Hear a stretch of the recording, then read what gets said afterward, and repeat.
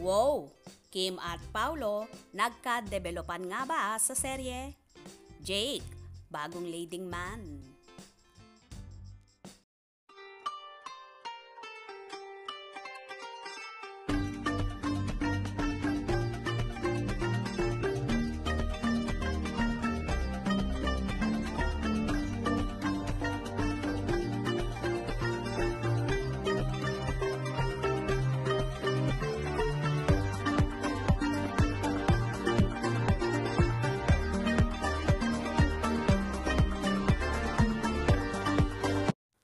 Wow! Magkakaroon pala ng local adaptation ang Korean drama series na What's Wrong with Secretary Kim na magiging partnership ng ABS-CBN and video streaming provider View. At pagbibidahan di umano ito ni Kim Chiu and Jake Ejercito. Pinuri ang original version nito starring Park Seo-joon and Park Min-young. Cute ng story nito, nakakaaliw. Panoorin na tungkol sa mag-boss. Sakto kay Kim pero si Jake ay first time na lead role ang gagampanan. Mukha raw kasing Koreano si Jake kaya siya ang napili. Samantala, nananatiling tahimik sina Kim and Paolo Avellino sa intrigang. Nagka-developan sila ng feeling sa totoong buhay.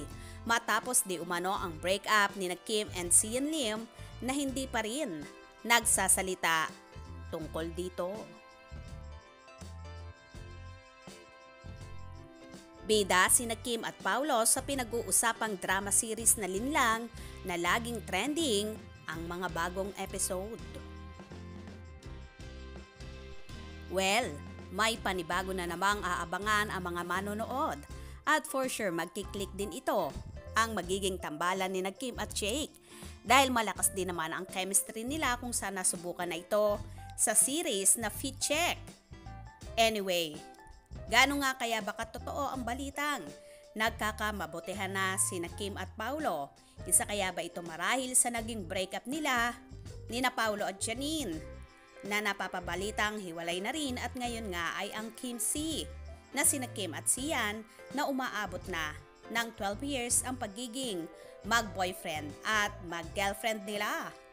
Ouch! So sad naman kung totoo ang mga balitang ito. Tila may sumpang dala ang taong 2023 sa mundo ng show business dahil sa kabi-kabilang issue ng hiwalayan. Kaya naman tumutok at wag na wag pahuhuli sa mga maiinit na kaganapan. Anong inyong magiging reaction sa bidyong ito? Comment below.